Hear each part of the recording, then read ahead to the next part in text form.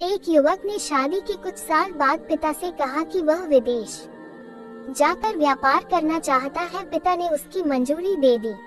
युवक अपने माँ बाप और गर्भवती पत्नी को छोड़कर व्यापार करने विदेश चला गया। उसने विदेश में कड़ी मेहनत की और धन कमाया और वह बहुत अमीर सेठ बन गया। लगभग 15 वर्ष धन कमाने में बीत गए तो उसे वापस घर लौटने की इच्छा हुई। पत्नी को पत्र लिखकर उसने आने की सूचना दी और जहाज में बैठ गया। वह सेठ कुछ दिनों बाद अपने नगर पहुंचा। नगर के एक चौराहे पर ही उसने देखा कि एक व्यक्ति एक बोर्ड के साथ खड़ा था। उस बोर्ड पर उसने लिख रखा था बेशकीमती ज्ञान के सूत्र। सेठ ने उस व्यक्ति के पास जाकर पता किया तो उसने बताया कि मैं बेशकीमती ज्ञान के सूत्र बेच रहा हूँ। तो सेठ बोला, ठीक है, एक सूत्र मुझे भी दे दो। वह आदमी बोला, मेरे हर ज्ञान सूत्र की कीमत 100 स्वर्ण मुद्राएं है। सेठ को यह सौदा महंगा तो लगा, लेकिन उसने एक ज्ञान सूत्र खरीद लिया। उस व्यक्ति ने सेठ को ज्ञान का सूत्र दिया। कोई भी कार्य करने से पहले 2 मिनट रुककर सोच लेना। सेठ ने वो सूत्र अपनी डायरी में लिख लिया। सेठ को अपने घर पहुँचते पहुँचते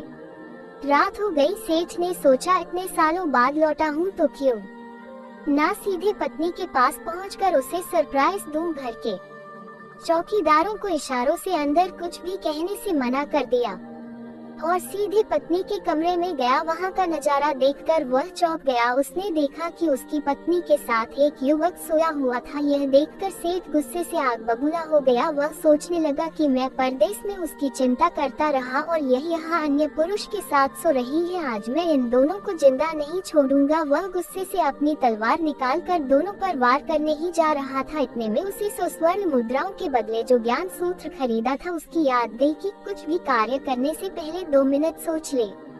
वह 2 मिनट सोचने के लिए रुका। उसने तलवार वापस पीछे हटाई, लेकिन वो किसी बर्तन से टकरा गई। बर्तन के गिरने की आवाज से पत्नी की नींद खुल गई। आंख खोलते ही उसने अपने सामने अपने पति को देखा तो वह बहुत खुश हो गई और बोली, आपके बिना जीवन सुना सुना था।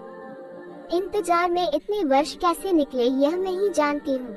पत्नी ने इतना बोलकर पास सोए हुए युवक को उठाते हुए बोली, बेटा उठ जा, तेरे पिताजी आए हैं। युवक उठकर जैसे ही पिता को प्रणाम करने झुका तो माथे की पगड़ी सेठ के पैरों में गिर गई। उसके लंबे लंबे बाल बिखर गए। सेठ की पत्नी ने कहा, यह आपकी बेटी है, इसके सम्मान को कोई आंच न आए, इसलिए मैंने इसे बचपन से ही पुत्र के समान पालन पोषण और संस्कार दिए हैं। यह सुनकर सेठ की आंखों से आंसू की धारा बह निकली। उसने पत्नी और बेटी को गले लगा लिया और सोचने लगा, यदि आज मैंने उस ज्ञान सूत्र पर अमल नहीं किया होता तो आवेश में आकर कितना अनर्थ हो जाता।